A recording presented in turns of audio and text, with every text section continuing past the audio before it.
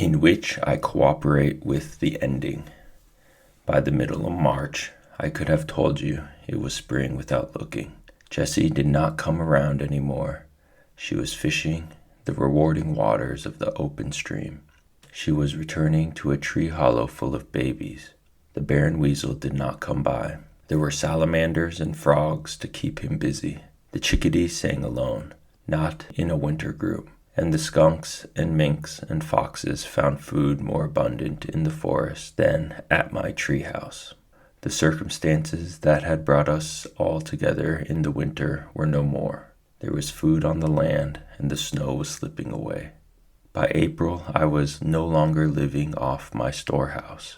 There were bulbs and tubers and greens to be had.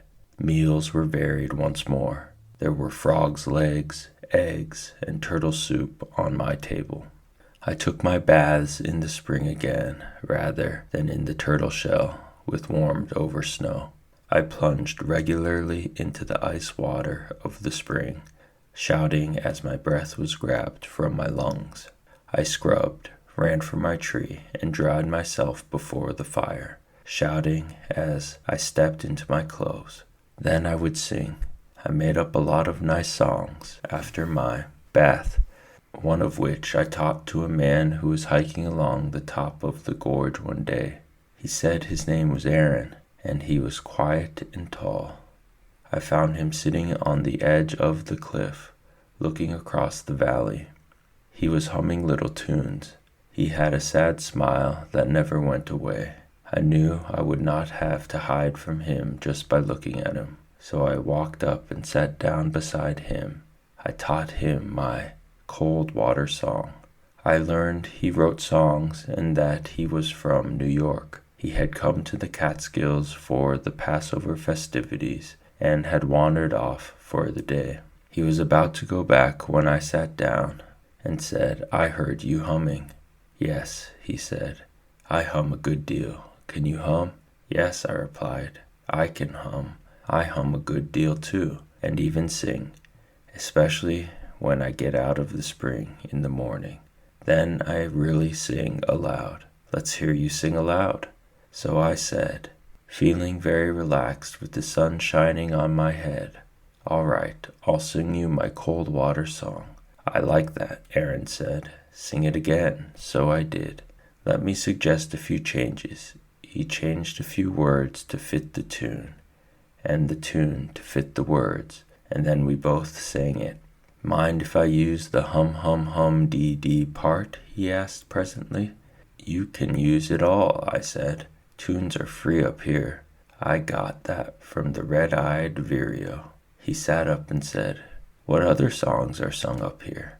I whistled him the high chickadee song of the black-capped Mr. Brackett and the waterfall song of the wood thrush.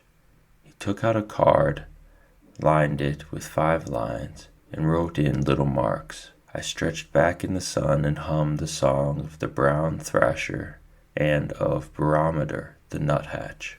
Then I boomed out the song of the great horned owl and stopped. "That's enough, isn't it?" I asked. "I guess so." He lay back and stretched, looked into the leaves, and said, "If I do something with this, I'll come back and play it to you. I'll bring my portable organ." "Fine," I said. Then, after a drowsy pause, he said, "Will you be around these parts this summer?" "I'll be around," I said. Aaron fell asleep, and I rolled over in the sun. I liked him. He hadn't asked me one personal question.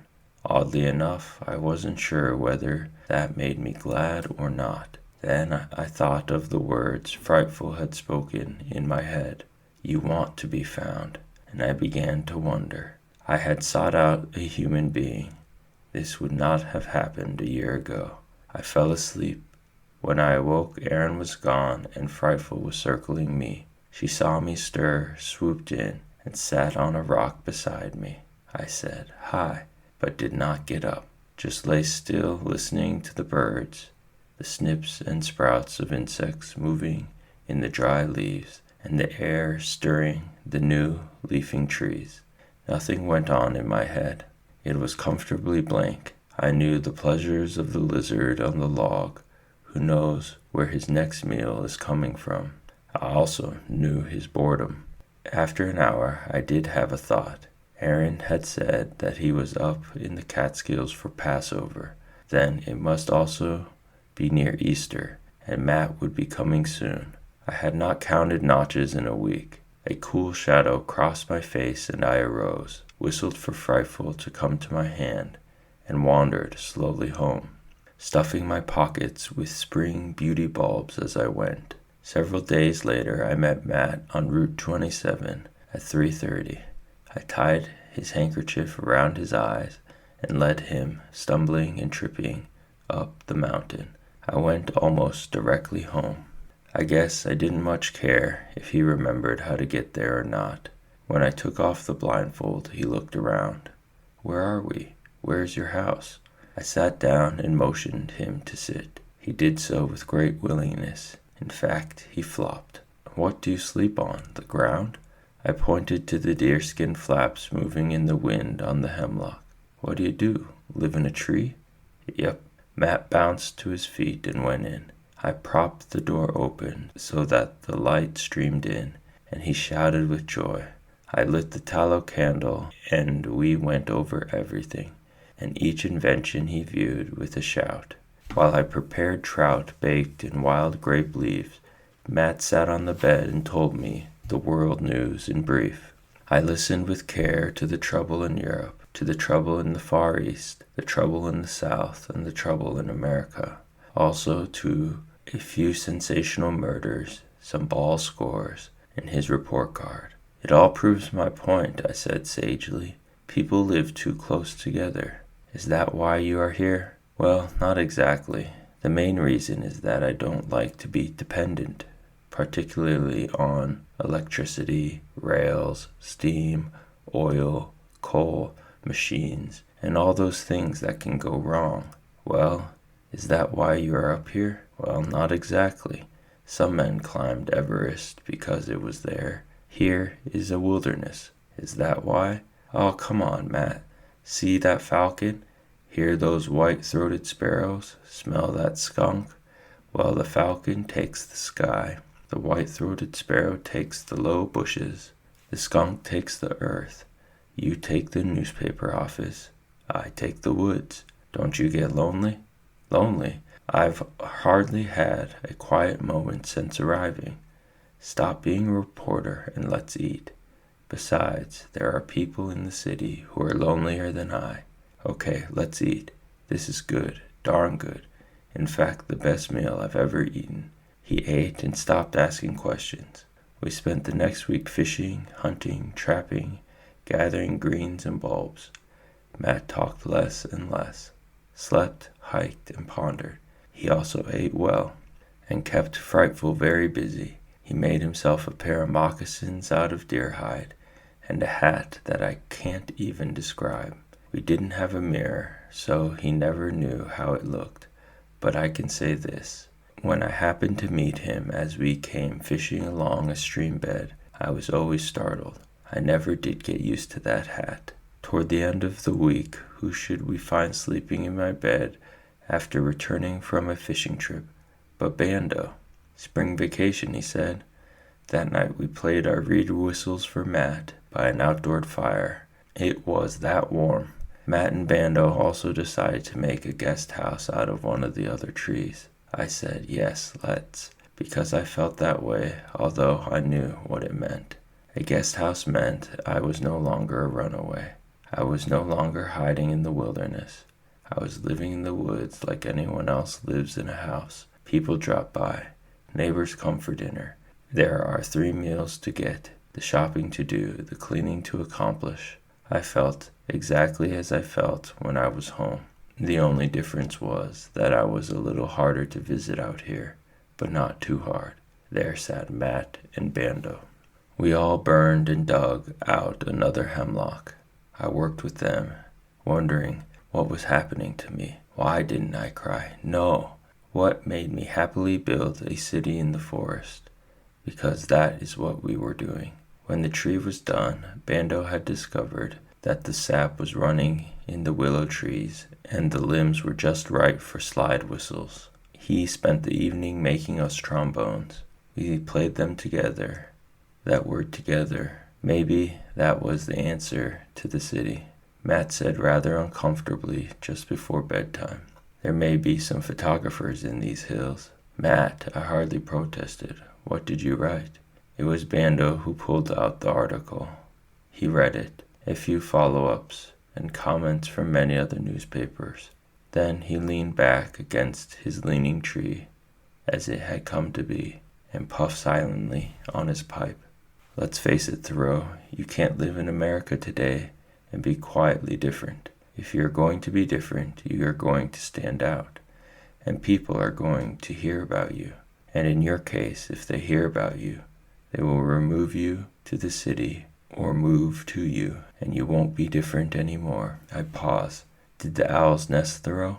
I told him about the owls and how the young played around the hemlock, and then we went to bed a little sad.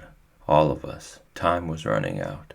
Matt had to return to school, and Bando stayed on to help burn out another tree for another guest house. We chopped off the blackened wood, made one bed, and started the second before he had to return to his teaching. I wasn't alone long.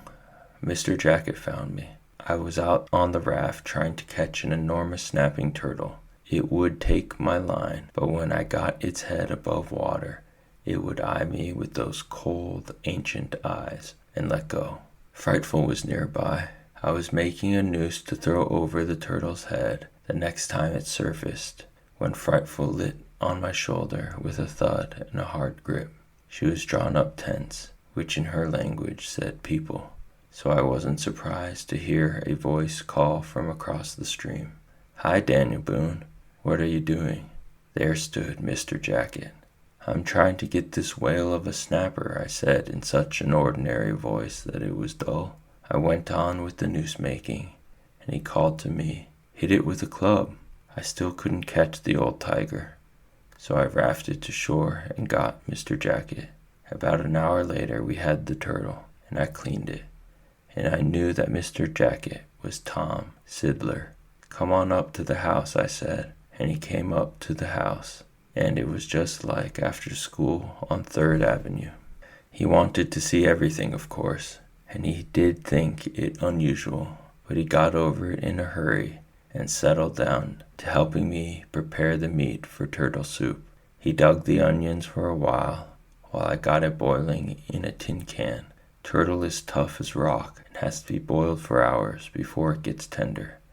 We flavored the soup with hickory salt and cut a lot of Solomon's seal tubers into it. Tom said it was too thin, and I thickened it with mashed up nuts. I had run out of acorn flour. I tried some orris root in it. Pretty fair. Want to stay and eat it and spend the night? I asked him somewhere along the way. He said sure, but added that he had better go home and tell his mother. It took him about 2 hours to get back, and the turtle was still tough. So we went out to the meadow to fly Frightful. She caught her own meal. We tied her to her perch and climbed in the gorge until almost dark. We ate turtle soup. Tom slept in the guest tree. I lay awake wondering what had happened. Everything seemed so everyday. I liked Tom and he liked me, and he came up often, almost every weekend. He told me about his bowling team and some of his friends. I began to feel I knew a lot of people in the town below the mountain. This made my wilderness small. When Tom left one weekend, I wrote this down. Tom said that he and Reed went into an empty house, and when they heard the real estate man come in, they slid down the laundry chute to the basement and crawled out the basement window. He said the main water broke and flooded the school grounds, and all the kids took off their shoes and played baseball in it. I drew a line through all of this, and then I wrote, I haven't seen the Baron Weasel. I think he has deserted his den by the boulder. A catbird is nesting nearby. Apparently, it has learned that Frightful is tied some of the time, because it comes right up to the fireplace for scraps when the leash is snapped. I drew a line through this too, and filled up the rest of the piece of bark with a drawing of Frightful. I went to the library the next day and took out 4 books. Aaron came back. He came right to the hemlock forest and called. I didn't ask him how he knew I was there. He stayed a week, mostly puttering around with the willow whistles. He never asked what I was doing on the mountain. It was as if he already knew, as if he had talked to someone or read something, and there was nothing more to question. I had the feeling that I was an old story somewhere beyond the foot of the mountain. I didn't care. Bando got a car and came up more often. He never mentioned any more newspaper stories, and I never asked him. I just said to him one day, "I seem to have an address now." He said, "You do?" I said, "Is it Broadway and 42nd Street?" He said, "Almost." His eyebrows knitted and he looked at me sadly. "It's all right, Bando. Maybe you'd better bring me a shirt and some blue jeans when you come next time." I was thinking, if they haven't sold that house in town, maybe Tom and I could slide down the laundry chute. Bando slowly turned a willow whistle over in his hands. He didn't play it.